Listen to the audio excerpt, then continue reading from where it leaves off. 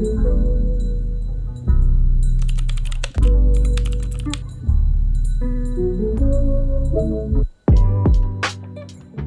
up, y'all, and welcome to Durag Thoughts. My name is Trevor Wendt. I'm a visual artist raised in Virginia Beach, Virginia. I make art to challenge perspectives and give hope to the marginalized and oppressed.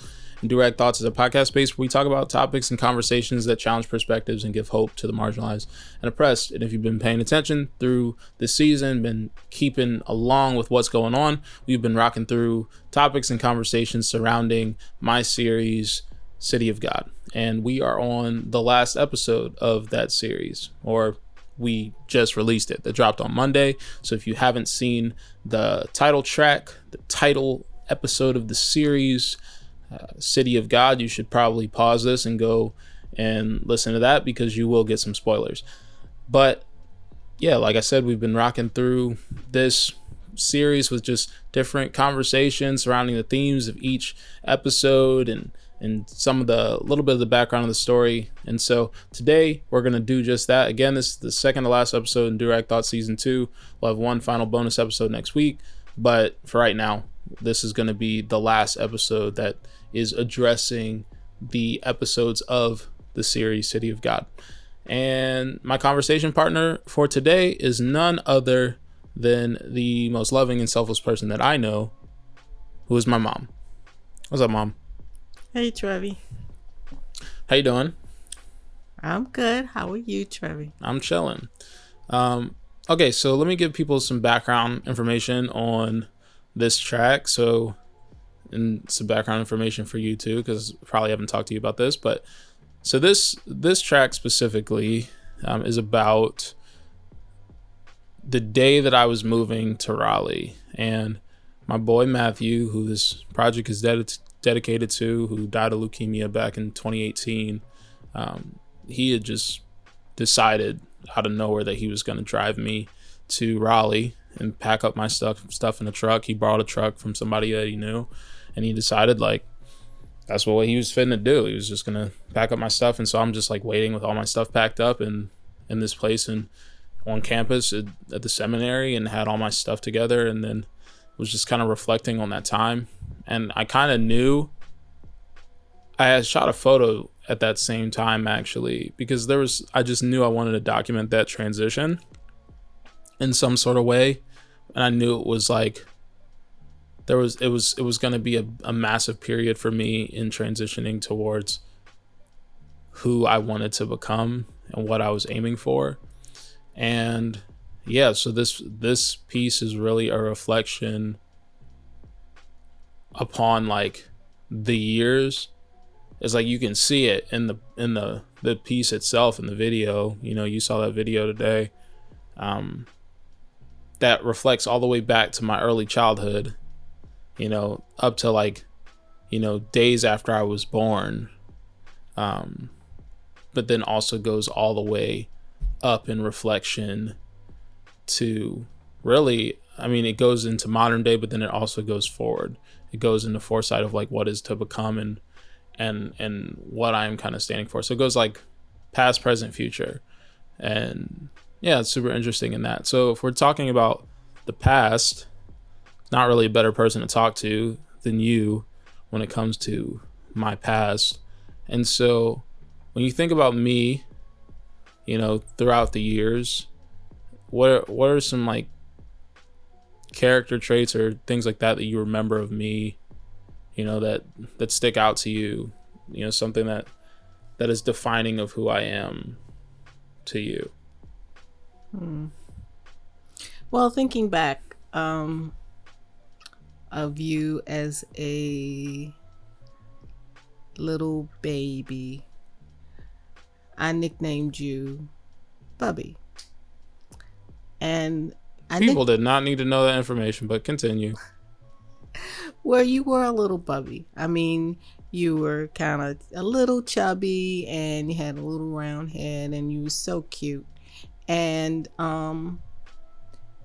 you remind me of a little Bubby. So sorry, I disclosed that. These are not character traits, but continue. Okay, but anyway, you know, when you were in moving forward, when you were in elementary school and kindergarten, elementary school, you were kind of serious. You were like very serious about church and the Lord. You were very serious. I remember one particular incident.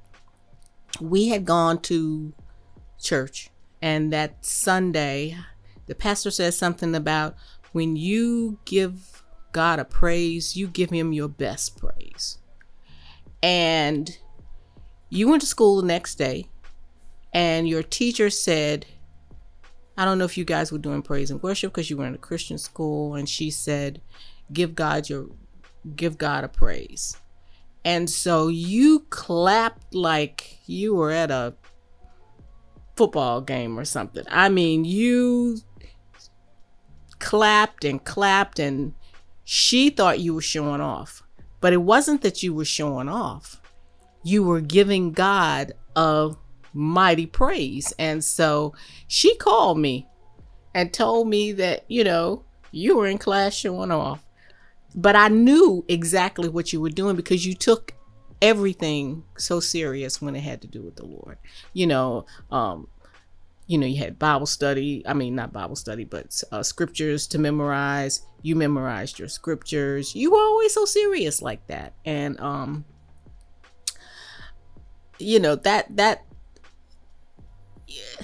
that really stands out. Mm-hmm. Another thing, you liked to dress. These are both true things to me now. You always liked to dress, and I'd put you on little suits, and you were so happy. When you had on your little matching suits and your little bow ties, you always liked to dress. Now, you were very inquisitive. And when I say inquisitive, on the tad side of messy, I mean, you like to explore things, take things apart, see what they were all about, destroy them, trying to see how they worked. But you always like to mess with stuff. Yeah. Okay. You were very happy child, except when you and your older sister got into it. But when you played hard, and when you were happy, you were real happy. But you were happy most of the time. Let's see. It's interesting that those are the character traits that you bring out, because I think there are a lot of things that still stand true. I hear parents talk about, how you can pretty early on start seeing like the differences in like different kids, like you can start seeing like how they're becoming their own people. Like they're not just this little fragile being that you have to take care of. Right. Babies act different. Some babies are criers, some babies aren't. I was a crier. You were a crier. But I'm also like very loud in general. So exactly. You were a loud crier when you were crying, but when you were happy, you were a happy, loud happy. Yeah. I mean, I'm a moody person in general. I mean, that's a defining characteristic of me. Like if I'm down and out, I'm down and out. Like if I'm up, I'm up. There's not really I don't know. I mean, there definitely are in betweens. Like I can be even keel a lot, but I'm also, if my mood shifts, it shifts. But yeah, it's interesting that those are some of the characteristics that you think about me as a kid, because one, I mean, I definitely have been called serious plenty of times, and I'm like, the things I'm committed to. Right. Like I pay strong attention to those things. I do everything with intention. Like that's something that has been, I mean, if you think back to like wrestling, Right. When I decided to like get back into wrestling in high school, you know, and I really had decided I'm gonna try to make a run at a state title. I took it really seriously. I did everything that I could to execute it. When it came to Christ, when it came to my faith, when it like I was very serious about, like, very committed, very dedicated, very, pinpointed on, this is who I am. Right. This is what defines me. This is what I believe, and I'm 10 toes down in it. I'm fully committed. I'm not playing games, because it's not that joy and happiness and stuff aren't included in those things, but I'm like, this is like real stuff. Like, this matters. And so the things that matter, I'm there in it. It's this stuff too. It's like, yeah, you always very serious. If as I was saying about the praise and worship, because this was what you were supposed to do. You were supposed to give it your all. You were supposed to give God your best praise. So when you went to school and you were doing that, you didn't understand, what's wrong with her? Why is she acting like this teacher? But she, the other kids were in there giving God a pat of cake, but you were in there, just really praising him and clapping your hands as hard as you could, because you were giving him your best. So you were always serious minded like that. And I didn't understand. I'm like, well, what are you talking about? He was just giving God, his best praise. And you were always serious like that with everything, though. Yeah, I feel like I'd get myself in a fair share of trouble with some of those things in general. I do remember like certain comments and stuff, just as I don't remember like specific moments, but I do remember like points in my childhood where like the level of seriousness that I would take some sort of activity or something would cause people to have comments, which was interesting. Yeah, I think back to even as a kid, like off the serious note, and into even like the space of like I'm a person that cares about how I dress, care about those things. I remember, I don't remember the day, but I remember so many pictures surrounding an Easter where I had a white suit. Yes. And you loved a white suit. Yeah, I still love a white suit. Like I still love white. Like, yes. In terms of and you loved a suit in particular, but a white suit, that was just. Yeah, it's still that. White jeans were, when I like started working a job in high school, like when we were in that program where I got to work at the architecture firm, I bought like white Levi's, because I just like, there's a thing called the Enneagram that I've talked about multiple times on this podcast that is basically just a personality archetyping system that has numbers from 1 to 9 that kind of represent different personality traits. And I found it to be the most helpful personality like system of anything that I've messed with, because like Myers-Briggs I've not liked. I feel like I always break it. Like, it doesn't really define me. Some of the other personality things that people have put in front of me, I just feel like I've never really fit into one of the things that they've kind of outlined. But the Enneagram, with some of the things that describe it, like this actually does get me more than anything else. And so one of the personality, like the thing that is mine, like my number is a 4. I'm a 4 with a 3 wing, which means like 4 is my main number, but I have like tendencies of a 3. And so a 3 is an achiever. Like for me, that kind of plays out, and I'm trying to be the top dog in whatever I'm doing. Right. But a 4 is the individualist. And so I'm committed to authenticity. I'm committed to being 10 toes down who I am, and I'm not going to compromise that for anyone. And so how that plays out when it comes to me as just an individual is like my art, for instance. It's not enough for me to be the best artist. Like, I'm not striving to be like, oh, I'm trying to have the most followers on YouTube. I'm trying to have the most successful podcast. I'm not, like, that's not what I'm aiming for. What I'm aiming for is I want to be the best while also being me. So I want to be the most original, but I also want to be the best while being the most original. And so like I've heard it described as like a 4 in an art competition. They wouldn't necessarily want to have the best piece. They want to have the most original piece. Right. But that's not me. I want to have the best and the most original and the best. Like I want to be so in a league of my own that it's just undeniable. Right. And so when it came to things like white pants or white suit or something, it's like, I'm going to dress, but I'm going to dress different than everyone else. Right.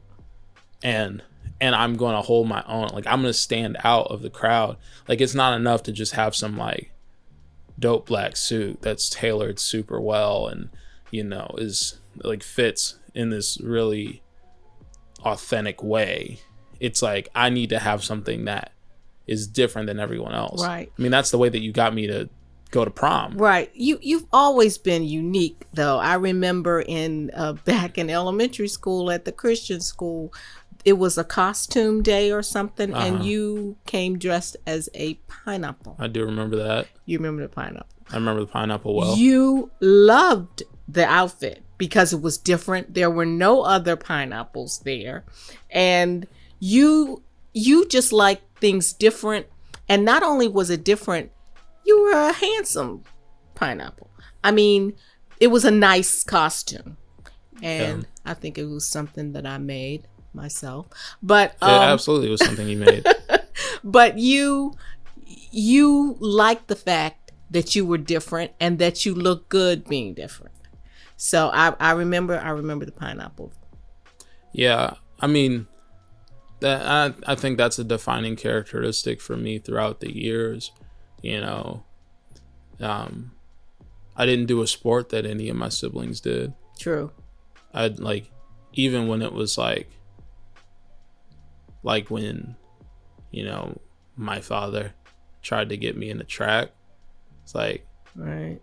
I didn't care about no track. Well, we kind of lumped everybody together to do the same thing, like soccer and track and that kind of thing, because it was easy, because it was 6 of you guys. Yeah, but there was a legacy thing attached to that. Like, yeah, well, there was. Because it was like, he did track, and so me and Marcus, my nephew, doing track was like, there was a sense of a legacy element attached to that. Yeah, I was like, I'm building my own legacy. I don't need this legacy athletically. Right. And so I did a sport that no one else had done. Right. I was aside from Alyssa doing gymnastics, my little sister, doing gymnastics in high school for a year or season or whatever that was. And then Quay, I guess, did lacrosse for a season so that she could get into West Point. Like, I was the only one who was doing a sport. I was the first one to do a sport, right, in college or in high school. And then I'm the only collegiate athlete in our family. Absolutely. But you mentioned something earlier when we were talking a few minutes ago when we were talking about. Well, I guess that's actually wrong though, real fast. Who? Because you have to, at West Point you have to do a sport the first year, to do a sport. And so technically she was a collegiate athlete, but I'm the only one who was like. She didn't continue lacrosse there. Yeah, I don't remember what she did. No, you know, she just got involved in all the other activities they had. But anyway, we were talking about you being unique, and you mentioned briefly about prom, and I knew you loved white because I got a thing for a white suit too. Mm-hmm. And I knew you wanted something different, and you wanted to look good. So I had this idea, well, why don't I just make you this jacket? Well, the real thing that happened though was you saw an article in GQ, and it was which I think that this was something that we didn't even notice about the construction at first. It's like they had like an underlayer that was what ended up being like that jacket, and then they had a blazer on top of it. So it was 2 different pieces. But you saw the thing in GQ and said like, oh, this is hot, because that's what you say about stuff. Right. But I wasn't planning to go to prom. Right. However, I had designed that jacket when I was at VCU in fashion design. That jacket with the asymmetrical zipper. I mean, the asymmetrical, and that same jacket I had designed as a coat, but it didn't have a zipper, but it had the same silhouette. So when I saw it, of course I said it was hot because it was. And then I said, Trev, we gotta make this for you. And so you loved it. And well, that was the thing. It was the thing that convinced me to go to prom, because I wasn't gonna go. And you were like, if you go to prom, like, I'll make this for you if you go to prom. Right. So I was like, say less. Like, that's all it took, because it was like, you give me a piece that is defining and like different than everyone else, and then I can walk into that space and it's like, oh dang, what's Trevor wearing? Right. It's like, yeah, I've got something on that like none of y'all got, and that's a thing for me. Right.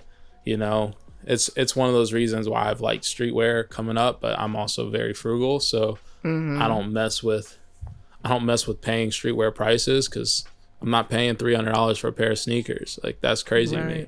I mean, maybe that's different if I was caking, but I'm not caking. Yeah, you've always been, quote, frugal, or I don't know. I ain't cheap. So I if you didn't about say. to say I that, did not say cheap. Because I ain't cheap. I did not I am say definitely cheap, frugal though. But you were frugal, and so, but you wanted a certain look. It had to look a certain way, but you didn't want to spend a fortune on it. But it had to look a certain way. Yeah. So I remember the tuxedo pants that went with that jacket. I didn't make the pants, but I think I altered them. Yeah, we found a pair of pants at like a thrift store or something. Right. And then you put a tuxedo stripe on it, but I didn't want a thick tuxedo stripe. Right. Because that just wasn't my vibe, because it just wanted something different. And then so we put a thin tuxedo stripe on it. And it was a head turner. And then I found some I can't remember what shoes I wore, because I don't think they were. I think I was looking for chukka boots, and we found something else. But yeah, it was a look that was very different. I would still for me, I would be really interested in that look being reimagined and doing it kind of like that GQ ad was. I wish we would have saved that clipping where it has like that blazer construction on top, and then has that flowy kind of vibe in the middle of it. Well, we can always sketch it out and do it. No, but I still have the jacket. It takes too much time. No, it doesn't. Not for me.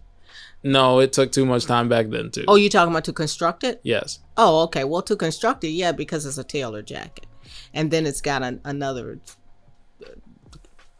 casual jacket under it.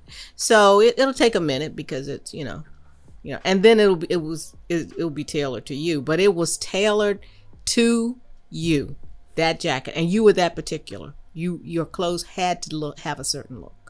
So yeah, when I had a choice over it, I mean, there was a long time where I didn't have when you had a choice over it, yeah, because I was frugal too. So no, I mean, it's just the reality that 6 kids, you kind of gotta. I had a lot of hand-me-downs. Yeah, and there was also there's a becoming in style, because there was a long time where early 2000s, like late 90s, like hip hop's influence was very baggy, very loose fitting stuff, and so there was a lot of time where my style kind of centered around my older brother Aaron's, who, if y'all listen to the episode on building a vision in this podcast, I talked to my brother, and so I would just take a lot of his clothes. Sometimes I would take a t-shirt from him and wear it under a jacket, and so then we went to the same high school, and so I'd zip up the jacket, and then when I got away from him, then I'd unzip it. But then sometimes I forget that I had on his shirt, and I'd walk on the bus and I'd have his shirt on,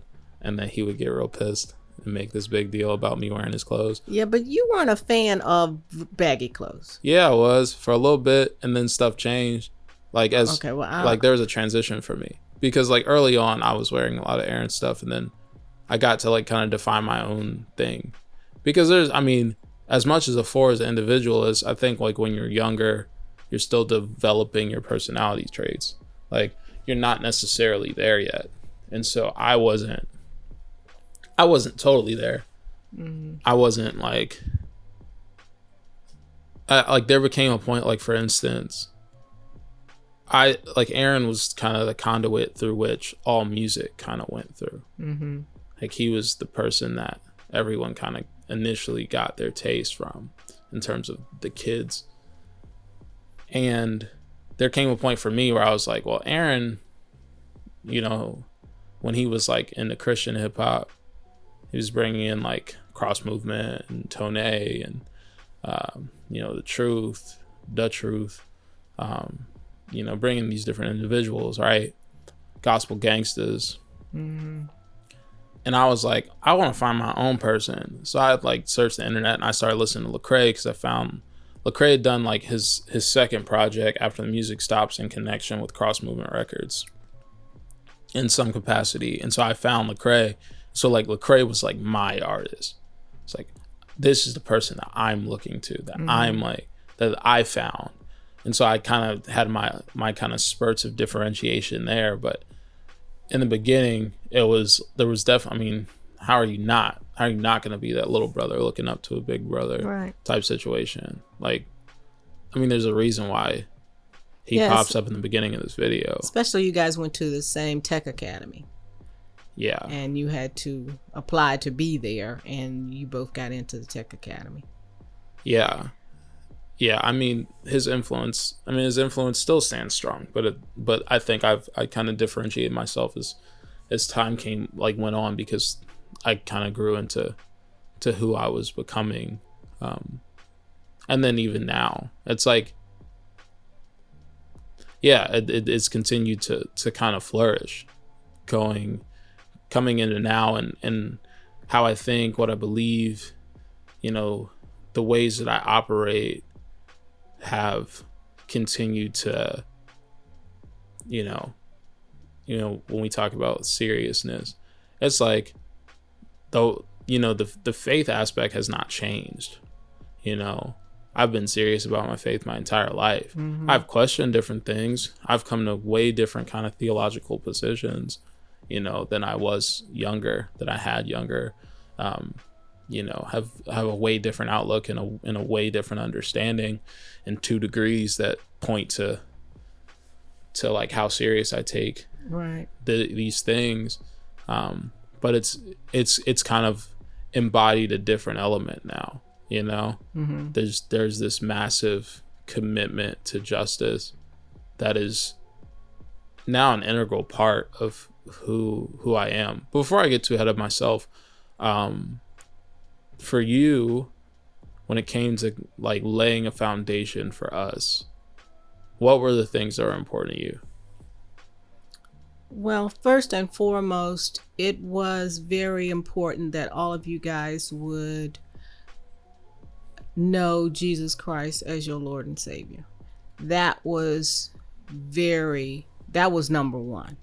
And so I raised you in that manner. I raised all of you guys to, you know, read the word, to pray. We had family prayer every day. And your sister, the next to the oldest one, reminded me on her, I think it was her birthday, that the prayer we used to pray for a house. And I had totally forgotten about that. I mean, she remembered the prayer from back then.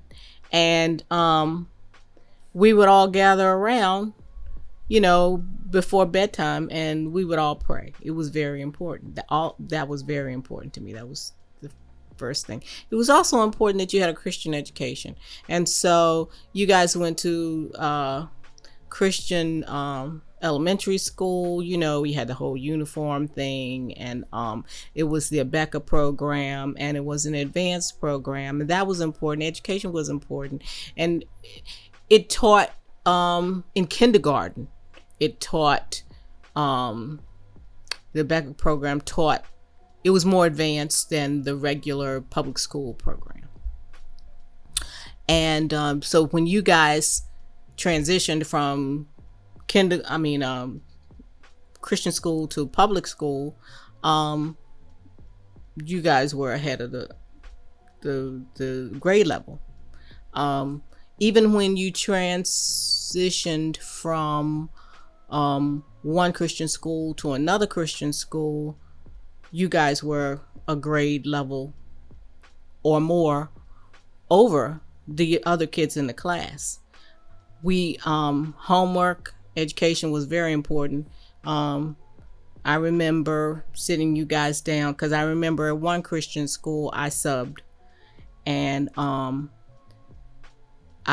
everybody had to sit down at the kitchen table and do their homework, and it was not a play thing. You had to get your work done, and supplies were kind of important to you, that you had the right thing too. If the teacher sent a list home that you needed 2 pencils and an eraser and a box of tissues, you wanted to make sure you had that.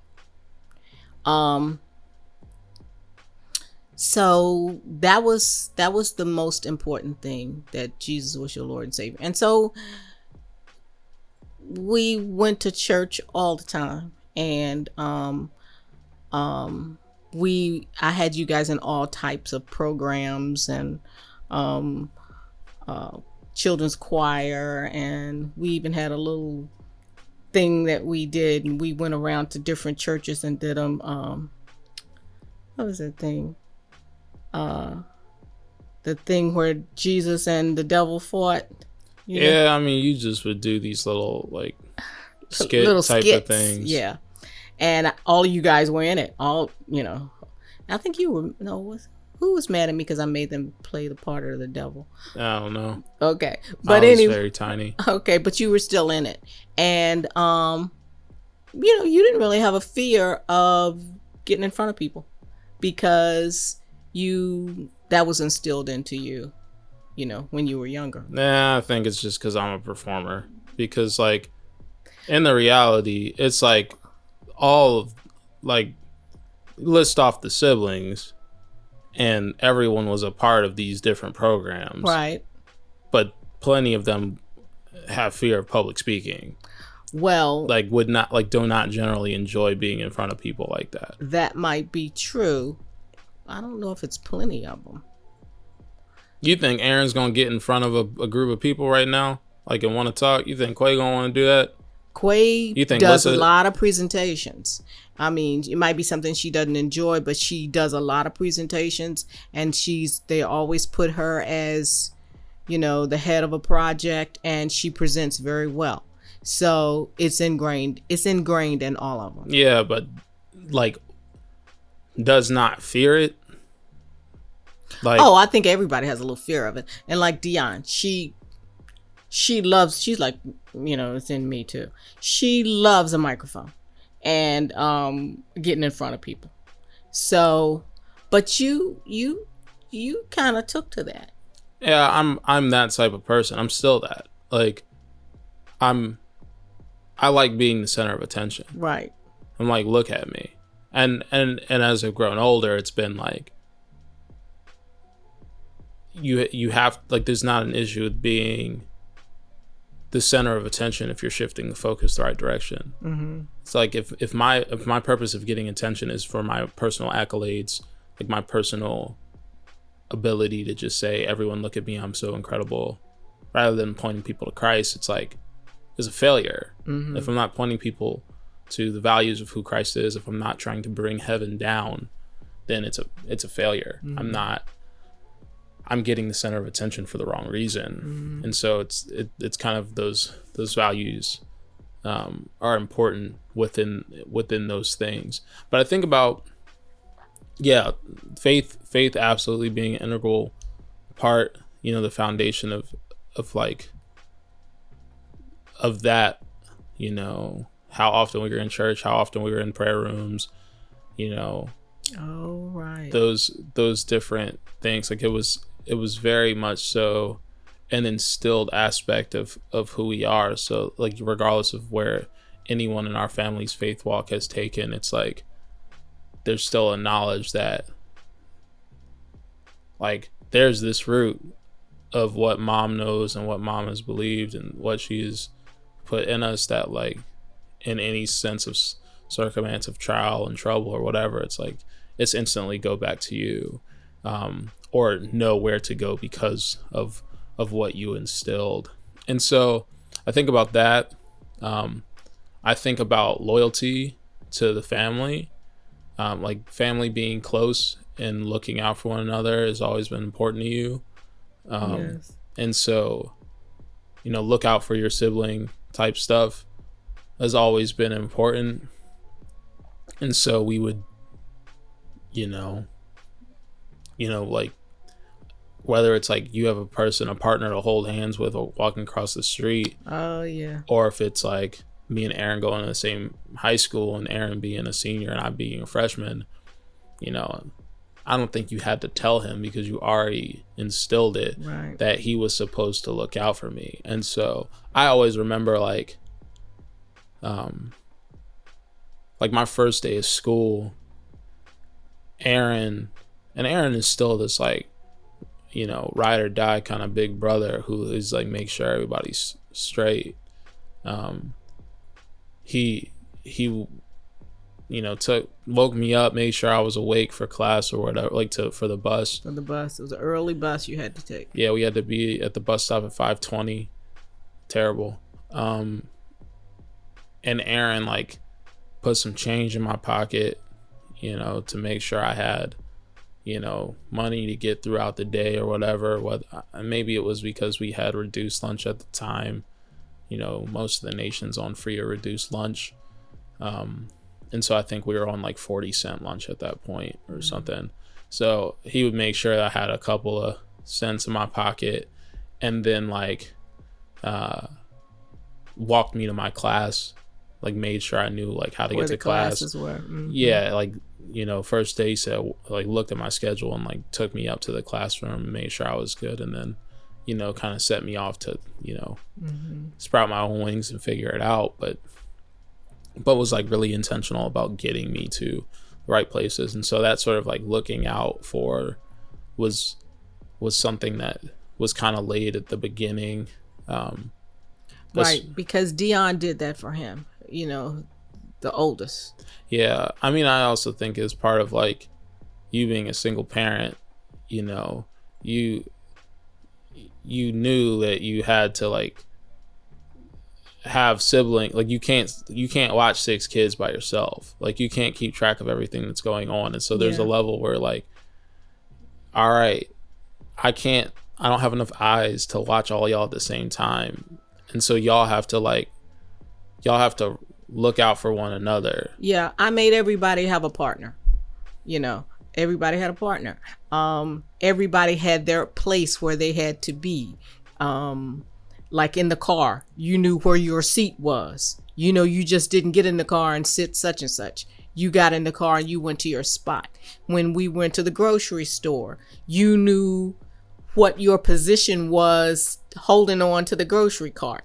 You stood here, she stood there, and one, I think you were in the seat area, and then Lily was in the inside the cart, and everybody else had their position where they were to stand as we pushed the cart around. So you knew where you what you had to do because and you had a color. Everybody had a color, and yours was green. And I've talked about that in another episode. Oh, okay. And how I realized that my favorite color was not green. Okay, well, it's actually those things, black and white, or that's shades. the color I assigned you. I know. So and that's because I had to know whose was what and what was what. But some of the kids have stuck with their colors. One of them in particular is Quay, and then Aaron loves yellow. Aaron's a black person. Aaron had blue. Yeah, but he like black. Like black is what he actually likes. Right. And then Alyssa definitely ain't no orange. And then Krista, she was pink or red. Yeah, there's maybe some hints of that. Well, still, I had to have that type of order because it was 6 kids, and so I needed that to keep up with you guys. So, and you guys embraced it. I mean, you embraced your green, Oh, I know. But Times have changed though. Okay, well, times have changed. I've got one I have a green and white striped shirt that I like a lot, that I think looks really good and on my skin. Well, you notice when I send you a text sometime, I'll put a green heart on there. Oh no, I'm very aware of what you're doing. you these are your defining agents. Yeah. So, those things. And, but you guys always looked out for each other. And I appreciate that. And to this day, family is important to our family. Yeah. And events are important. And we support each other events. And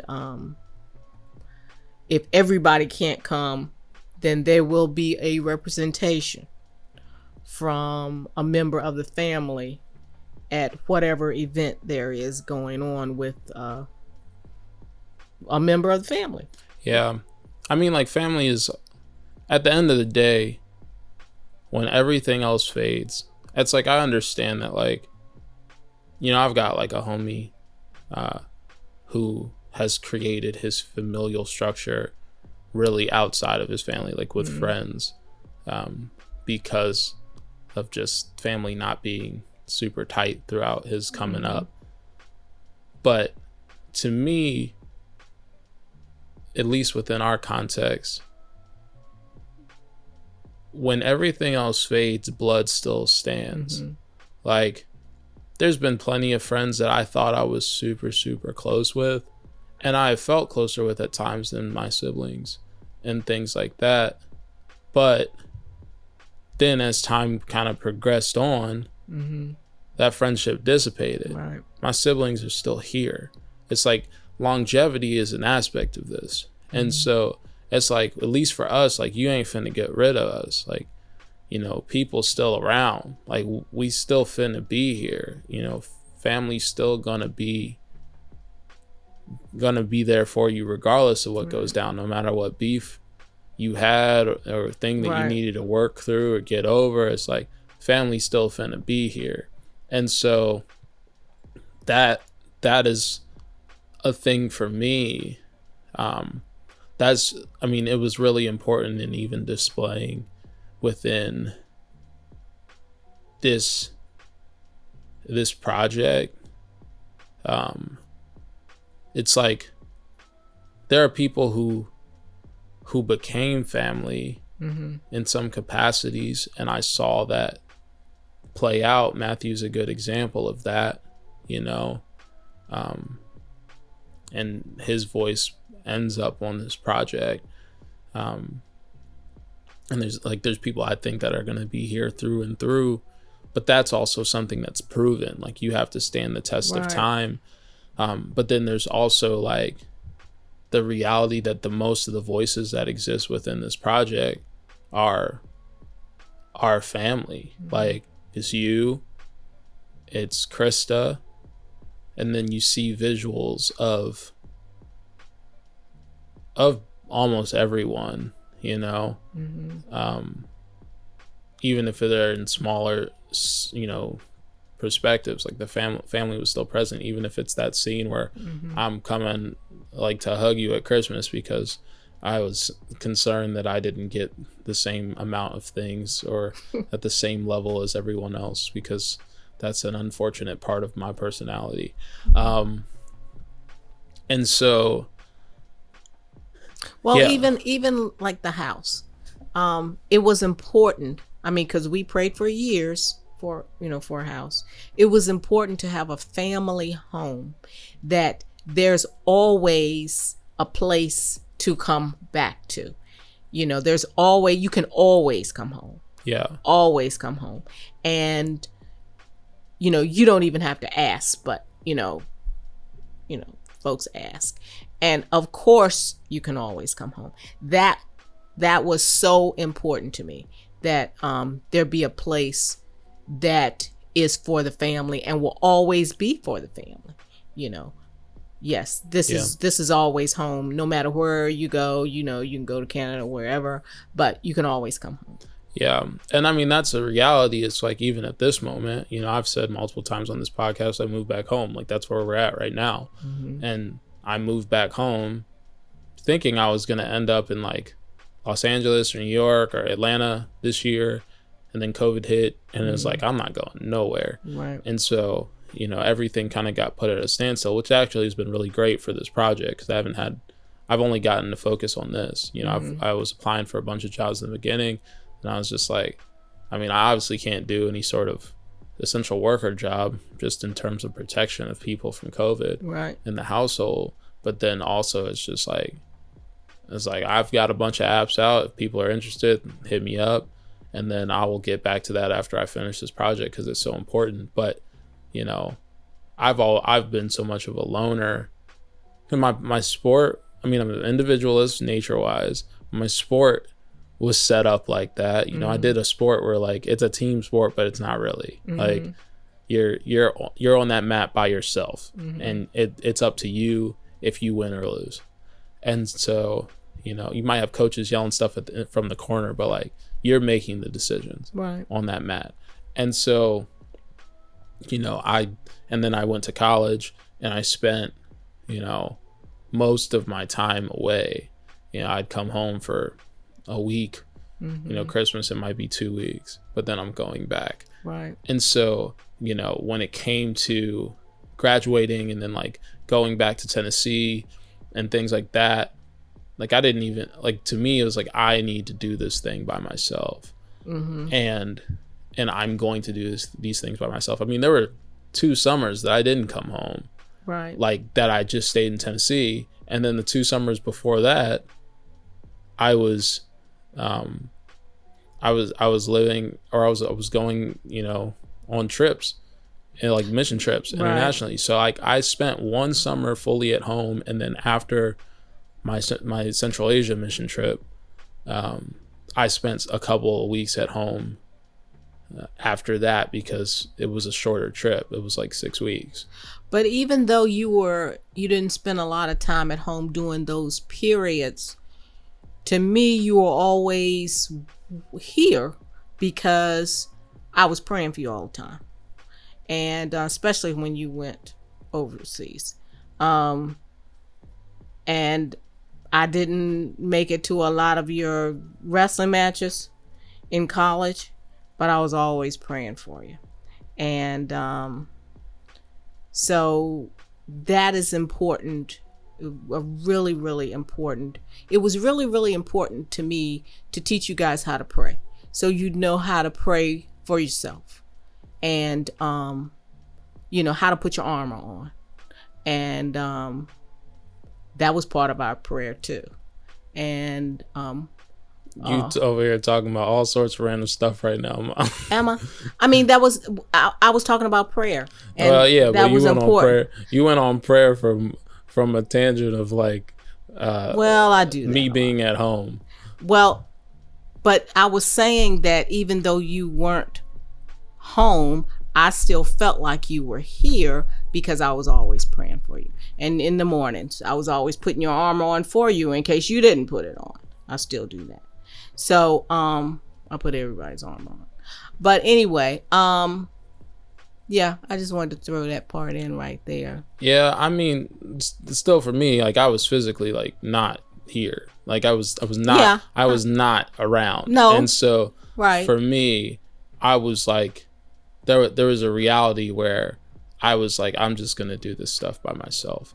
And so even when it was like the question of when I left Raleigh, or I was planning to leave Raleigh, you know, I remember you said you can always come home, and I was like, yeah, you know me, I'm not gonna do that. You know, I was very committed to like, I'm about to do my own thing and handle my own business, because I always have. You know, and I've there are a lot of times where I've just made a way for myself. You know, even the Westward Summer was that. I got a trip sponsored. You know, I executed that. You know, out of my own belief in myself, and a bunch of prayer, and a bunch of execution of like asking until I got yeses. And so, yeah, but then there was reality. It's like you are still like only as secure as your roots. and I think that stands tall within anyone's lives. You know, that metaphor is important because, you know, the root of who you are, the root of the tree, you know, that's where the health is. And so if you don't tend to your roots, you know, what do you have? Yeah. And so for me, when it only makes sense, especially when I'm like looking forward to like who I am to become, to look back and see where I am, what I've been through, you know, and then like look towards telling the truth, right? You know, especially when I'm doing something as dangerous as it is to be a black man telling the truth in America. Right. You know, and at the level I tell the truth. And I know that gives you like high level of mom anxiety. You know, it's inevitable. You know, moms already have the mom worry, but then like you kick that up a notch because, I mean, when have you known me not to speak my mind? It's just who I am. It's who I've been. I talk that talk. And so, you know, it's within that same realm, but it's also like, you know, there's a reality for me where it comes to like looking forward, that to stand tall on what you believe and to, you know, press on and believe in yourself that you can do anything, you know, to believe in yourself that like what you want to accomplish, you just have to shoot for as much as you can. Like those were things that were instilled in me from you, you know, like the vision, like having a vision for anything was something that I saw in you first, you know. And I think there is a level of like, we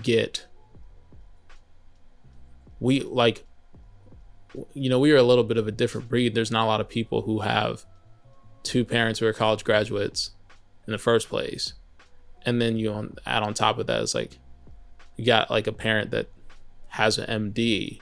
Like that's what we were born into. And so our perspective on life was already of a grandiose scale. Like I knew as a young child that, you know, there was a multi-$100,000 income that was in my household. And so I already saw from where I was, like where my perspective of the world was that, oh yeah, that's attainable. Like you can accomplish things. Like you can grow, you can set a goal and do everything under your power to make it. And so even though like, I'm not saying that like financial, you know, stability or, you know, making multi-$100,000 incomes is like the thing that one should aim for. But I am saying that it's like, for me, there's a reality where from the get-go, I understood, oh, I can do, I can become, I can make, like I can dream, I can take to task. And so like, regardless of whatever pitfalls and struggles and trials, there was never an aspect of life that like pulled that from me. Like that reality was still something that was very much so present. And it's still very much so present. I mean, I say it all the time, I believe in me more than anyone else except Jesus. Like there's not a person on earth, even you, that believes in me more than me. And I know where I got that. And I think, you know, me and Aaron have talked about in the past, like how fortunate we are to have a great mom. Like, you know, we have absent father, but like some people don't have two parents that are as good as a parent as you are. And so that's sweet of you to say. I mean, me and Aaron have talked about this, like without you in the room. And so with that reality, it's like, you know, it's an understanding of like, foundation. Like some people are not as fortunate to have had a firm foundation or solid foundation laid.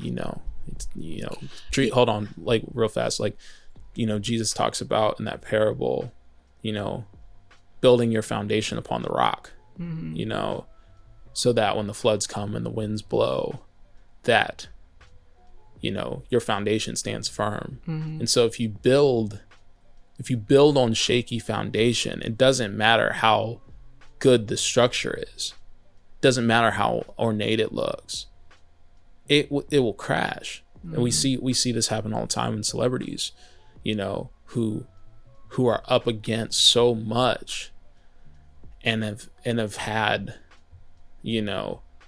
not necessarily the greatest foundations, and then all of a sudden all hell breaks loose. And they don't know, they fall apart, they have breakdowns, they have mental breakdowns, they have these moments where like, what is happening over there? And it's like, if you don't have a firm foundation, it can cause everything to topple. And so there's a massive benefit for me as I look back, is like, I've had a firm foundation.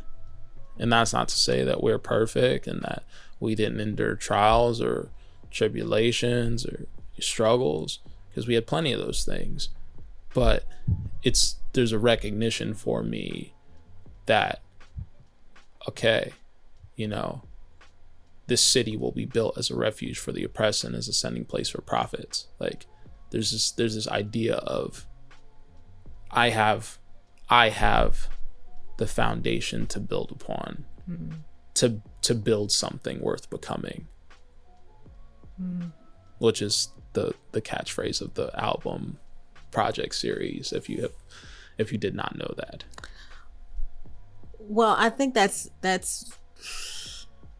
you said a lot, and I say a lot all the time. That foundation that was instilled in you, for you as a child and a teenager, to look back and say, that's attainable.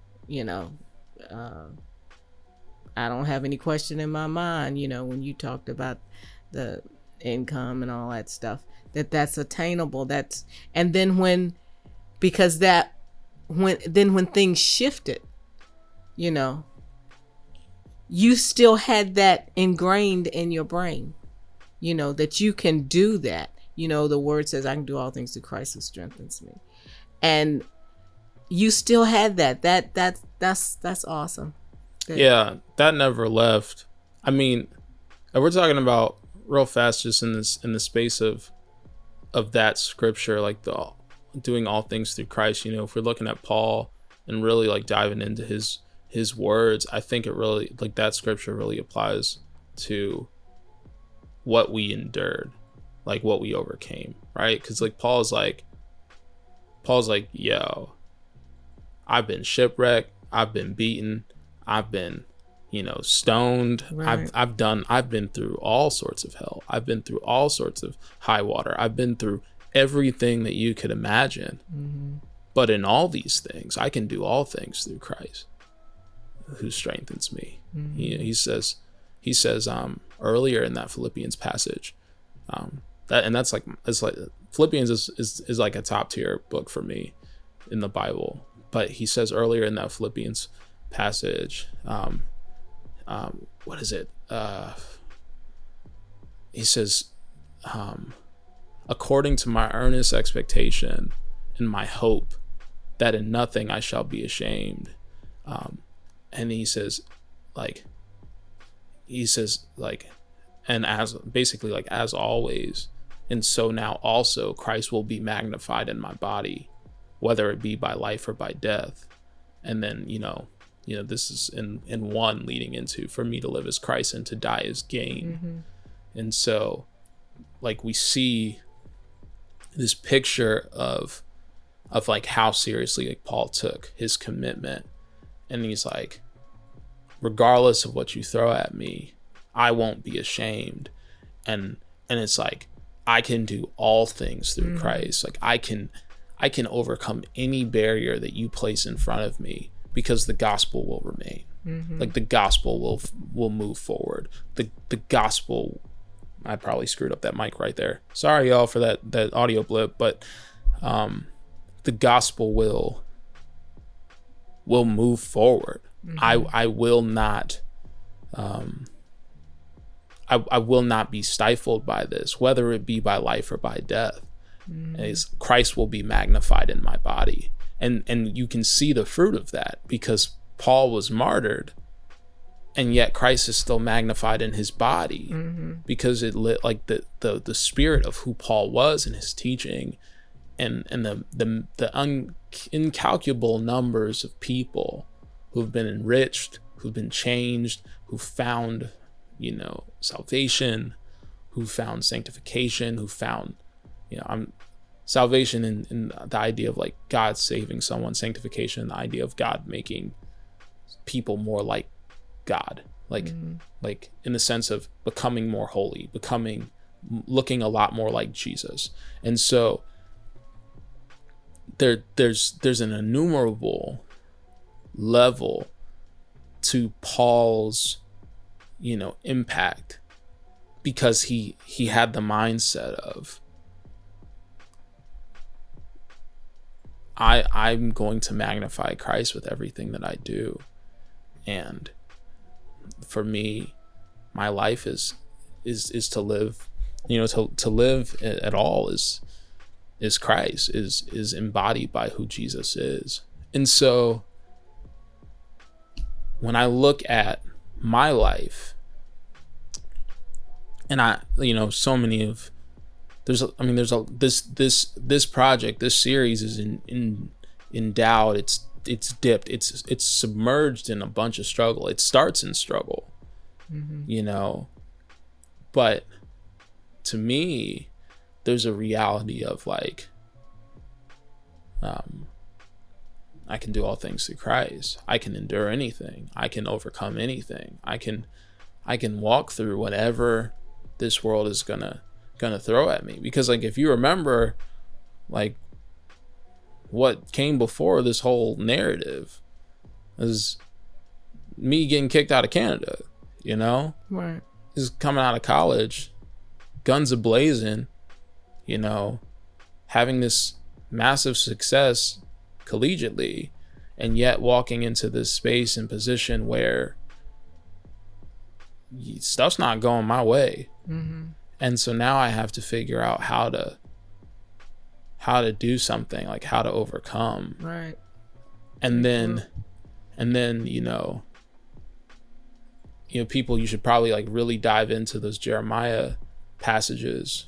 If you look up some of those passages that are interlaced throughout the project, Jeremiah, there's this like, one of the first things that you say in one of the interludes, or kind of transition pieces.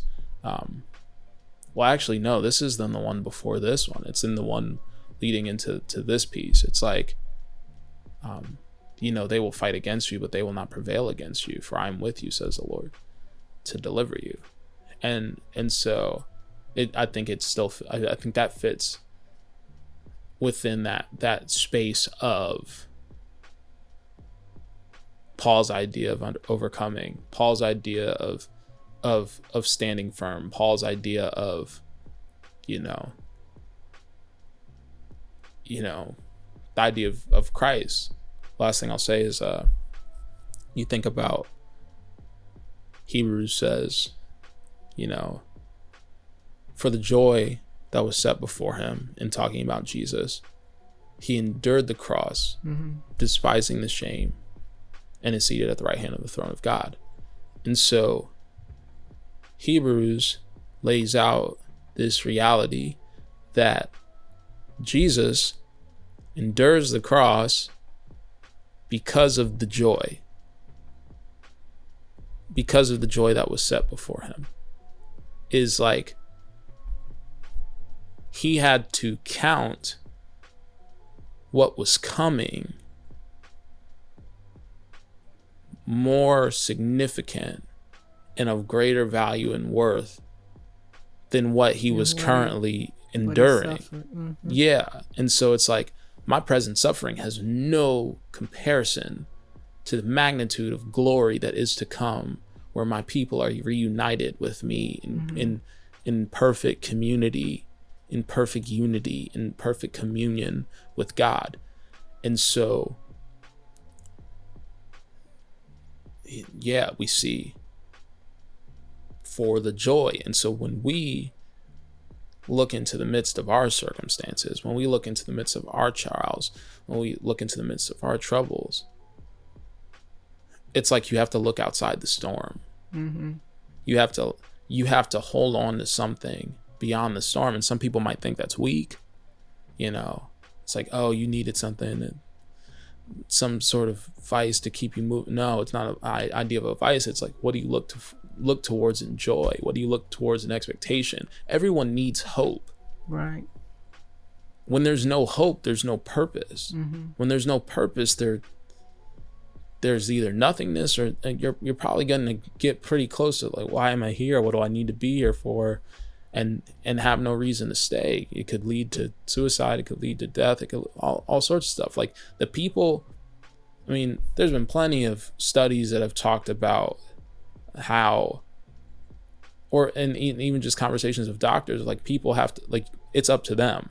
What happens now is up to them. Right. Like they have to fight. Like right. They have to have the will to live. The will to live is a powerful thing. Mm-hmm. The will to look towards something is a really powerful thing. Mm-hmm. And it will lead, it can lead to the resuscitation of life, or the reinvigoration of life. But if you don't have that hope, if you don't have that energy, you don't have that drive, you don't have that desire mm-hmm. to continue, will you? Will you build anything? Will you endure the struggle, or will you just stay in the struggle? Will you just stay in the storm? Mm-hmm. And I think a lot of my story looks like that. Mm-hmm. Is, even, I mean, it's never been easy for me, even in wrestling. I didn't start until my junior year of high school. Mm-hmm. And I was injured leading up into that. I had SI joint dysfunction. I had to go to a bunch of physical therapy for that, get my hips at the right level. I dislocated my fibula, like leading into junior stuff. I was wrestling up 2 weight classes my junior year. Didn't make it out of the district. Next year, all of a sudden, I'm wrestling the number 2 kid in the state. Yeah, wrestling the number 2 kid in the state in districts. Ranked number 2 at the time. He didn't place that. I didn't place that. But I knew I was walking into a match with a dude who was projected to potentially be a state champ, and I beat him. Mm-hmm. And so, yeah, it was like, it was never easy for me. It was never given to me. No one taught me about wrestling. My coaches, of course, but like no one taught me about like how, oh, you need to go wrestle in the summer. We got practices going in the summer. You can do this, and that.